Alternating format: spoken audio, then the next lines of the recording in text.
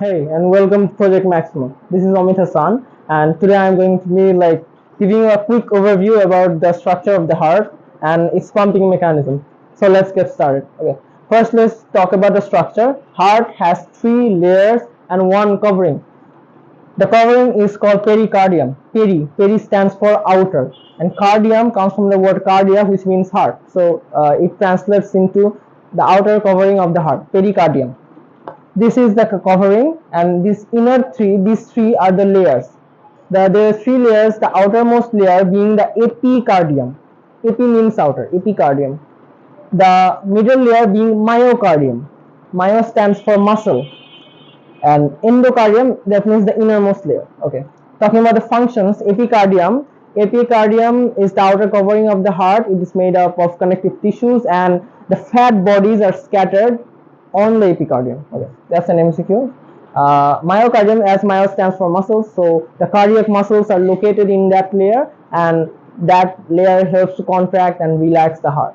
In terms of endocardium, it's made up of smooth connective tissue, and this covers the internal chambers and the valves of the heart. As we were on the topic of structure, let's talk about the junctional tissues as well. The junctional tissues are located within the interatrial septum and the interventricular septum, okay, in the middle.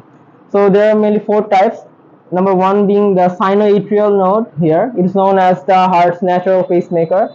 Second one being atrioventricular node, AVN, known as the reserve pacemaker of the heart. Then we have the bundle of His, and spread all throughout the ventricular chambers we have the Purkinje fibers. Okay, we're done with the structure. Let's talk about the pumping mechanism. So first we have to see the chambers. We have four chambers of the heart. We have the left atrium, LA, right atrium, left ventricle, right ventricle. As we're showing this on a board or when you're reading it, we're going to consider this side as the left and this side as the right. Okay. This is a general practice in terms of figures. So first, oxygenated blood enters the left atrium through the pulmonary vein, and I have indicated the oxygenated blood by red marker and the carbon dioxide, that is the deoxygenated blood, by the blue markers. Okay, so it enters into the left atrium through the pulmonary vein. The word pulmon means lungs, and vein, we know vein carries deoxygenated blood. So why is this named the vein? Actually, the real definition of arteries and veins is the blood vessels which carry blood towards the heart is known as a vein, and the blood vessels which carry blood outside of the heart or from the heart to the body organs is called artery. So we can see that the blood is being carried from an organ towards the heart. So it meets the definition of vein, but since it carries oxygenated blood, it's an exception. Pulmonary vein. Okay. It enters the left atrium and it goes through the bicuspid valve. Okay. So the bicuspid valve is in the left side. Remember that. So it goes into the left ventricle, and the left ventricle contracts and it pushes the blood into the aortic arch. The aortic arch has like several branches, like the coronary artery, it has the carotid artery, subclavian artery. I'm going to consider subclavian artery as like this, as the subclavian artery goes over the shoulder, and then we have it converts into the brachial artery, and it converts into the radial artery. Okay. So let's consider this. So oxygenated blood is moving in this path like this. Now I have divided the body into two parts. Like if I have a section right down the middle, this is my torso, the upper part of the body, this is the lower part of the body.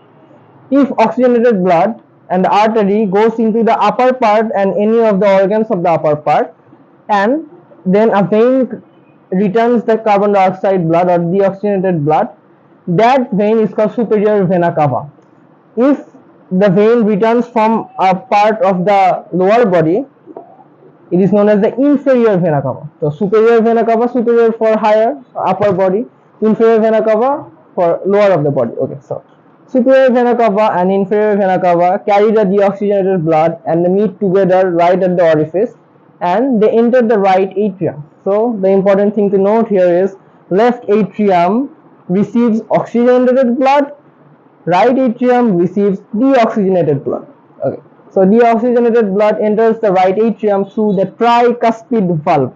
Okay, and it goes into the right ventricle. The right ventricle contracts and pushes the blood into the pulmonary artery. Again, artery means pushing blood from the heart towards the body parts. Yeah, is going from the heart to the lungs. So it is a pulmonary artery, and it is carrying deoxygenated blood into the lungs. Now we know in lungs we have alveolus. So the alveolus helps to like receive oxygen and release carbon dioxide through our breathing. So carbon dioxide blood enters into lungs, we release it through our respiratory system, and again new oxygen is intaken, and the oxygenated blood again goes in the same cycle. Okay, the cycle that I just mentioned. That's about it for the pumping mechanism of heart. Some extra bits. Left ventricular wall, you can see that I have drawn it as a bigger size. It is actually the thickest wall of the heart, because as you can see, the left ventricle is pumping blood throughout our whole body, so it needs a lot of muscle. That's why it's thickest. And this is a technique that I like found out. 1735, you can remember, is 1735, like a year. This is actually the time period, and it stands for like 1 stands for 0.1 seconds of atrial systole.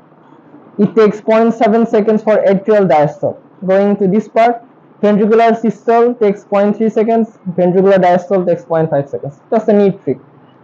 That's about it for the pumping mechanism of heart. Hope you guys liked it and learned something new from it. So stay safe, stay healthy, stay with Project Maxima. Peace.